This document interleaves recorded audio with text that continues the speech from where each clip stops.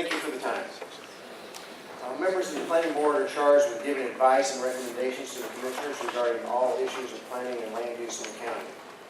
It's a job every member takes seriously, and we strive to give informed advice that is best in the interest of the county and the public. While not elected by the public, the Planning Board does represent local government to many of our residents. As representatives of the government, the Planning Board has the duty to do everything within its power to maintain a bond of trust between the government and the general public. When trust is lost, collaboration and meaningful discussion become impossible, and everyone in the county is worse off for it.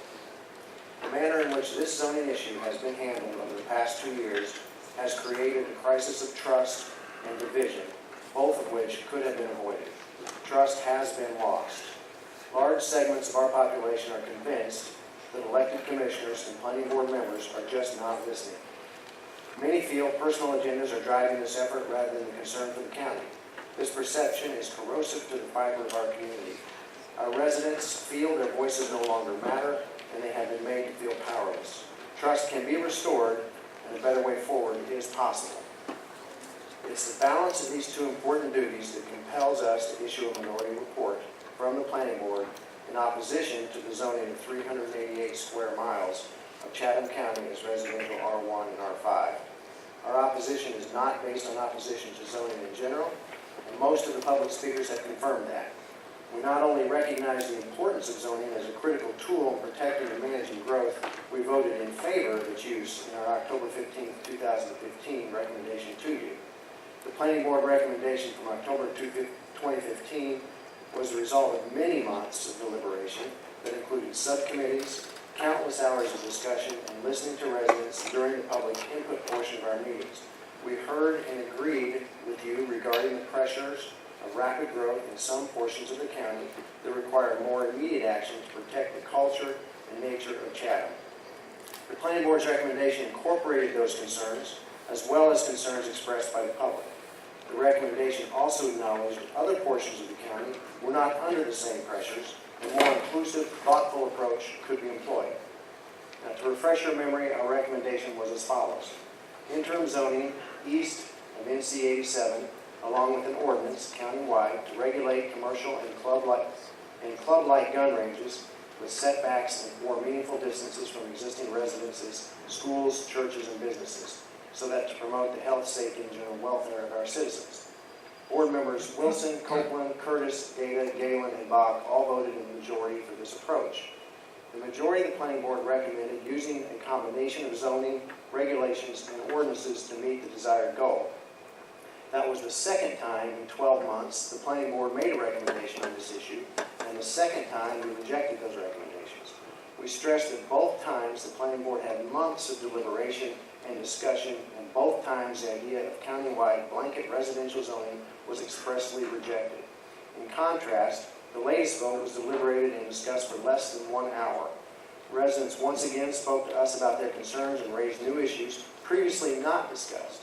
Issues such as zoning businesses to current use rather than residential, issues of zoning some areas as R1 that would be more appropriately zoned R5, issues such as creating additional zoning classifications to recognize the differences in areas of the county, issues such as zoning Army Corps of Engineering land where we don't even have the authority to zone. Each of these issues and more require subsequent and costly steps to remedy, not to mention the additional burden to our residents. So what has changed to make the majority of the board suddenly accept a strategy after rejecting it for so long? One, there are new members on the board who did not have the benefit of participating in the months of discussion that resulted in our previous recommendations. It was one member's very first meeting. That isn't fair to them, and it isn't fair to the public. This time, we were not asked to vote for what we thought was best for the county. We were asked to vote on one option, leaving some members to feel it was this or nothing. When given only one choice, the majority voted in favor. The choice of blanket residential zoning or nothing was a false choice forced on the board in a hasty manner. We were not given time to review the reasons this approach was rejected by the board in the past for the benefit of the new members. Just think how the citizens must feel when commissioners tell us the decision is made prior to referring it to the Planning Board, June 6, 2016 Planning Board meeting. Think how the citizens must feel when Planning Board members read statements prepared before that meeting that say we hear your concerns, knowing all along they had their mind made up prior to hearing new information. We can't restore trust when months of work by the planning board is ignored, not once, but twice, while the work of 1 hour is extolled as the best possible plan. We can't build trust or do what is best when the planning board members are stripped of all choices but the one desired by the commissioners.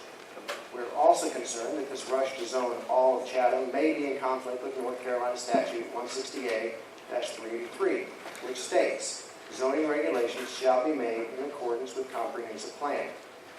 The county is working on a comprehensive plan. State law would suggest we need to wait on that plan to be finished.